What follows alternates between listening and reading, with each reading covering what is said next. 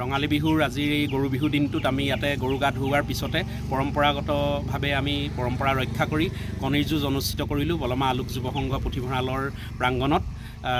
ইয়াতে 3-4খন গাঁও, বলমাজান গোহাঁই গাঁও, বলমা লাহন গাঁও, টিপমীয়া গাঁও, মুঢ়াবস্তি, বুদুবাৰী আৰু এই কানুপুখুৰী অঞ্চল বা বলমা বৃহৎ বলমা অঞ্চলৰ যথেষ্ট যুৱক যুৱতী ইয়াতে গোট খালে।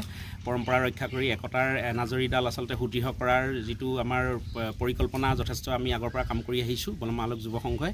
গতিকে আজি আমাৰ দিনটো যথেষ্ট ভাল লগা দিন। আমি এই পৰম্পৰাগত যি কণী যুঁজৰ মাধ্যমেৰে ভাতৃত্ববোধৰ এনাজৰীডাল সুদৃঢ় কৰাৰ ক্ষেত্ৰত আমি ভাবিছোঁ যে আজি আমি সফল হৈছোঁ।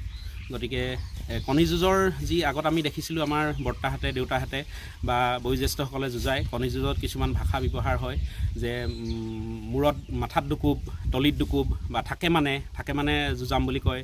গতিকে এই এনেকুৱা তলিত দুকোব, চাৰিকোব, এই যিখিনি কথা আচলতে ভাল লগা কথা, সেইখিনি কথা আজিকালি উঠি অহা চামে বুজি নাপায় বা বহুতে নাজানেও, সেইখিনিও ইয়াতে আজি উপস্থাপন হৈছে।